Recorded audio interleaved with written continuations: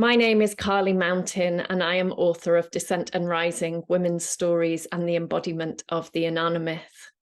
This conversation between Lucy H. Pearce and myself formed a part of the Descent and Rising online retreat, which was part of my book launch back in March 2023.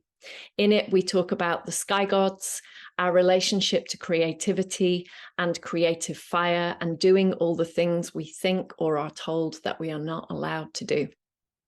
I hope you enjoy our conversation. Welcome back to the Descent and Rising online retreat. Today, my guest is Lucy H. Pearce, and I've been really looking forward to sitting with you, Lucy, because you've been such a huge part of both being in the book and also bringing the book, birthing the book into the world. So thank you for being here today. I really appreciate it. I'm really excited to dive with you. So I met Lucy when I interviewed her for Descent and Rising, and it was just as Lucy was about to release her book, She of the Sea, which she described to me as her final putting to bed of the sky gods, which I really loved.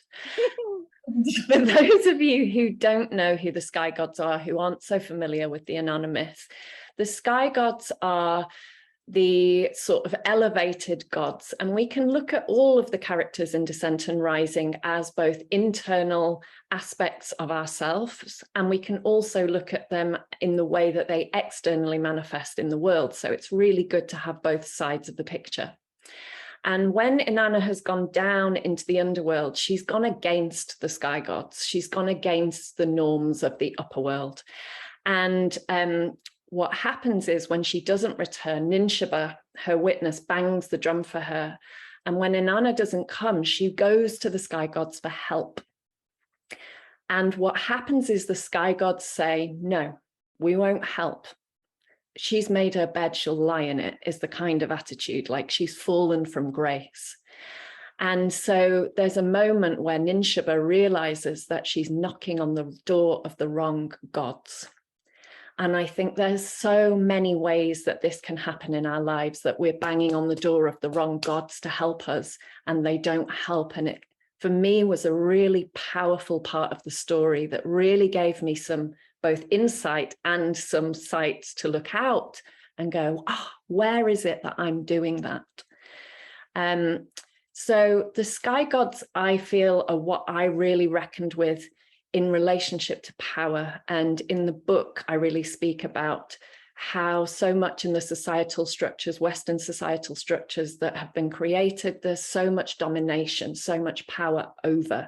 And that is really the sky gods' position, power over. And the myth is really calling us into a different power dynamic of partnership and power with.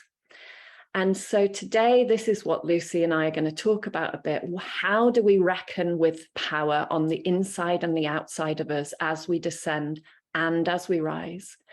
And how does this relate to our creative selves? How does this relate to the eros inside of us, the way that our creative juices can and can't flow, the way that we get stuck, the way that we're free, and how we relate to ourselves in all of that. So for me, this book has been part of my reckoning with the sky gods, because I think that the way that we reveal our creativity is amazing.